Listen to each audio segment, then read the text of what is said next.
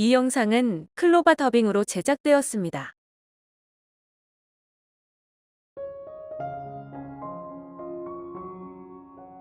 20일 회개할 기회를 박탈했단다.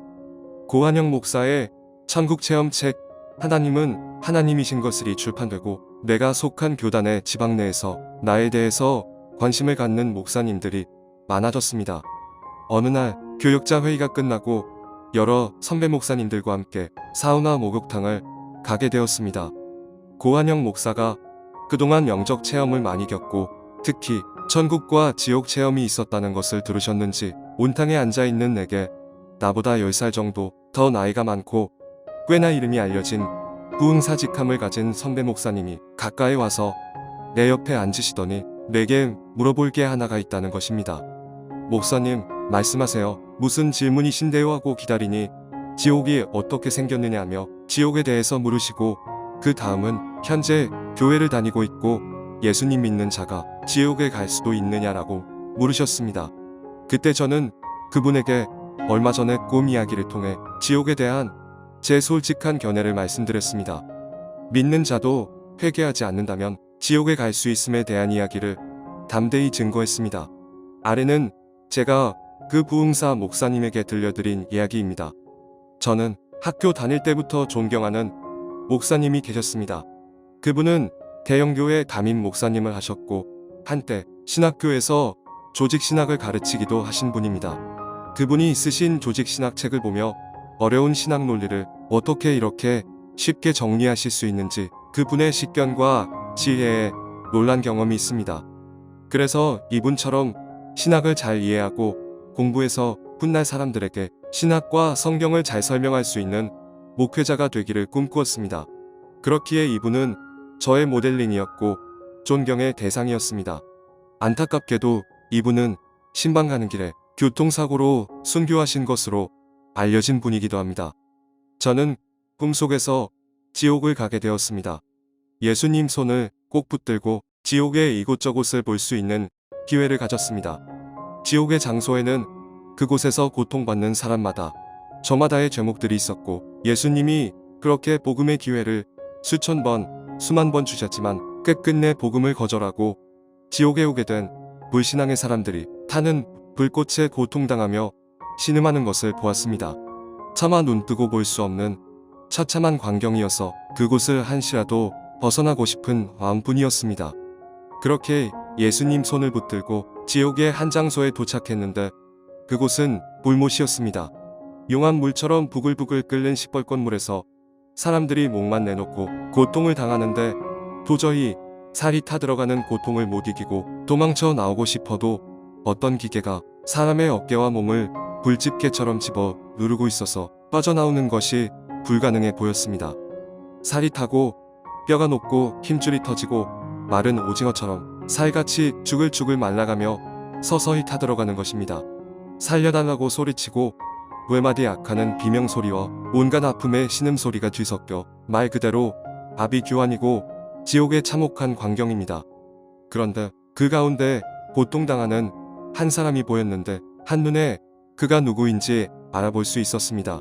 신학생 시절 너무나 존경하던 그분, 대형교회에서 목회하고 신학대학교에서 조직신학을 가르치신 분, 내가 감탄하는 쉬운 조직신학을 쓰신 책의 저자인 목사님이 바로 그곳 불못에서 신음하고 있었습니다. 책에 사진이 있어서 몇백 번 본 그 얼굴이 똑똑히 그곳에 있었습니다. 수천 명 모이는 큰 교회를 담임 목회하신 분이고 하나님이 주신 놀라운 지혜를 가지고 그 어려운 신학 내용들을 쉽게 풀어서 많은 신학생들이 즐겨 찾는 책을 쓰신 돌아가신 지 수십 년 되었지만 지금까지 모든 사람에게 존경받는 그분, 마지막 순교할 때까지 신방 가시다가 하나님 품으로 가신 그분이 어떻게 이곳 지옥에서 이렇게 고통받고 있는지 전혀 이해가 되지를 않았고 꿈에서조차 상상할 수 없는 일이었습니다.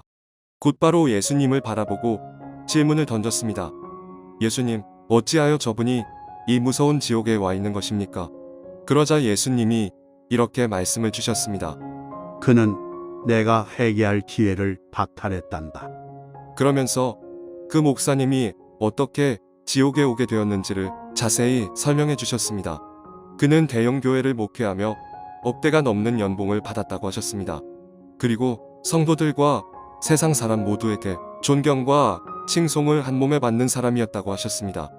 하나님이 주신 지혜로 베스트셀러가 되는 유명한 책들도 많이 출판했고 설교도 유창하고 재미있게 잘 증거해서 성도들에게 감동을 주는 목사로 사랑받았다는 것입니다. 그리고 영의 눈이 열려서 하나님이 일하시는 모습을 여러 번 목격했다는 것입니다. 특히 대형 교회를 담임하다 보니 장례식 참석을 무척 많이 하게 되었습니다. 그런데 평생 교회 문턱도 넘어본 적 없고 평생 아내를 괴롭히고 돈만 뜯어가며 고통만 주며 한량으로 살다가 그 생명을 마칠 때가 되어 병원이나 집에서 임종 직전에 믿는 가족들이 목사님을 초청하여 임종 전 세례를 받도록 부탁하거나 침상에서 예수 그리스도를 구주로 받아들이십니까? 한마디에 인생에서 딱 한 번, 고개 한 번 끄덕이고 아멘이라고 한마디 고백했을 뿐인데 하늘 문이 열리며 천사들이 내려와 그 영혼을 받아 하나님 나라로 올라가는 영혼의 모습을 이 목사님은 여러 차례 목격하신 것입니다. 놀라운 성령 체험입니다. 영의 눈이 열려 예수 믿고 임종시 영혼이 하나님 나라로 들림받는 것을 보게 된 것입니다. 그런데 이 목사님은 너무나 머리가 좋고 지혜가 뛰어나고 머리 회전이 빠른 분이시라 그런 놀라운 임종 직전 회개하고 평생에 잘못되게 살아온 삶을 용서받고 부끄러운 구원일지라도 구원받는 모습을 보며 목사님 마음에 엉뚱한 마음이 생기기 시작했습니다. 아, 죽기 직전에 회개하면 되겠구나. 이런 생각이 든 것입니다.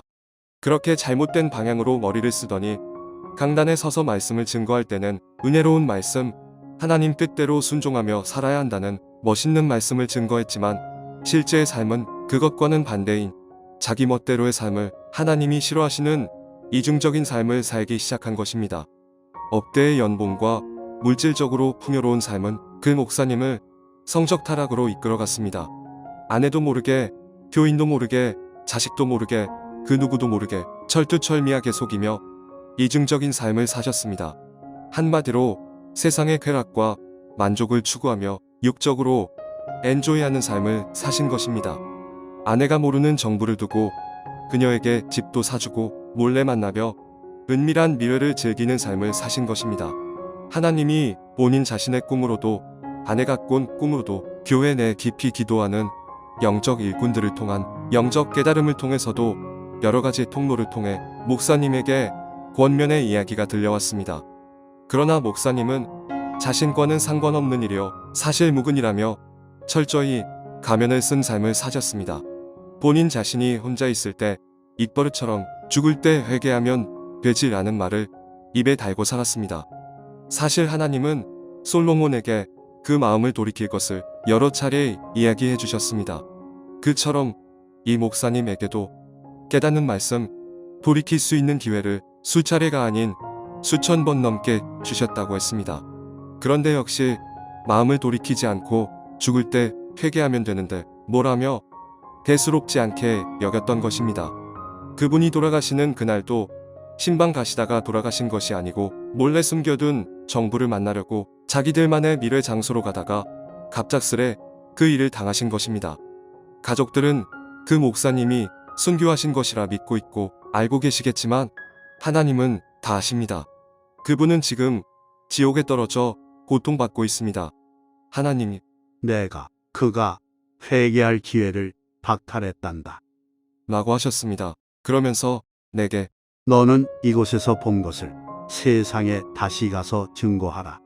고 말씀하셨습니다. 그러면서 교회를 다니고 예수님 믿고 구원받은 것 같지만 구원의 기회를 잃어버리는 사람도 있고 아까 그 목사님처럼 평생 목회했고 대형교회 목회하셨어도 회개할 기회를 박탈당하고 지옥에 떨어지는 이들이 많음을 증거해서 예수님을 믿되 올바른 신앙을 가지고 진짜 믿음의 삶을 살아야 된다는 것을 가르쳐 주라고 하셨습니다. 그렇게 다시 한번 너는 이곳에서 본 것을 세상에 다시 가서 증거하라. 하시는데 꿈이 깨었습니다. 꿈이 너무 구체적이고 기이해서 그 다음날 국립중앙도서관으로 찾아갔습니다. 그리고 내가 아는 그 목사님의 이름을 검색하며 신문에 실린 그분이 순교했다고 하는 그 자동차 사고 장면을 찾아 조사했습니다. 내 눈앞에 신문의 사진으로 기록된 장면은 거대한 덤프트럭 밑에 차의 반 이상이 압축되게 차가 뭉개져 있고 그분의 시신이 깔려 있는 모습이었습니다. 다른 신문 기사에는 너무나 순식간에 벌어진 대형 교통사고라서 사고 즉시 압사해서 뼈와 살이 다 어그러져 형체를 알아볼 수가 없었다고 했습니다. 사고 즉시 1, 2초에 이 세상에서의 마지막 숨 쉴 시간도 없이 즉사해서 아무 고통도 느낄 수 없이 편안히 가셨을 것이라는 위로의 기사였습니다. 나는 그 기사를 읽으며 너무 놀라서 몸이 부들부들 떨렸습니다. 내가 꿈에서 본 그 목사님, 그리고 꿈속에서 나에게 하나님이 말씀해 주신 회개할 기회를 박탈했다고 하시는 말씀처럼 그분은 평시에 입버릇처럼 죽을 때 회개하면 되지 하셨지만 그 죽는 순간이 언제인지도 본인은 몰랐고 그 죽는 순간조차 단 1초의 회개할 시간도 기회도 없이 지옥으로 직행하고 말았다는 무서운 사실을 느끼게 되었습니다. 그래서 우리는 매 순간이 내 삶의 마지막인 것처럼 최선을 다해 살아야 하는 것입니다. 또한 하나님이 보고 계시고 다 아신다는 믿음을 가지고 하나님 앞에 한 점 부끄러움이 없이 부르시는 그날까지 사명을 완수해서 하나님이 우리 생명을 다시 하나님 나라로 부르시는 그날에 두려움 없이 기쁨으로 주님 앞에 나아가야 될 줄 믿습니다. 저는 이 이야기를 내게 정말로 지옥이 있느냐, 지옥은 어떻게 생겼느냐, 교회 다니는 사람도 지옥에 갈 수 있느냐 하고 묻는 그 부흥사 목사님에게 내가 본 대로, 내가 들은 그대로 그 꿈 이야기와 국립중앙도서관에서 본 신문에 실린 그 목사님의 교통사고 사실 기록을 찾아봤던 충격적인 이야기를 전해드렸습니다. 내가 전하는 이야기를 들으시는 그분의 얼굴 표정이 조금은 어두워지며 굳어지는 듯 하더니 회개할 기회를 박탈하셨다라는 말을 2번 입에 대내면서 뭔가를 깨달은 표정으로 내게 연신 귀한 이야기 들려주어서 고맙다는 이야기를 남기고 황급히 내 곁을 떠나가셨습니다.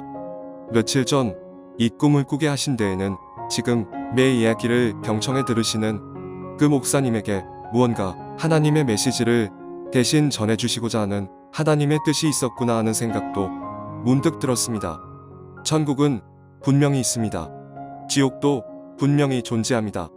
이 땅에서의 우리의 삶이 마지막 숨을 거두는 순간까지 어떻게 사느냐가 천국도 지옥도 선택하게 된다는 것을 깨닫게 됩니다.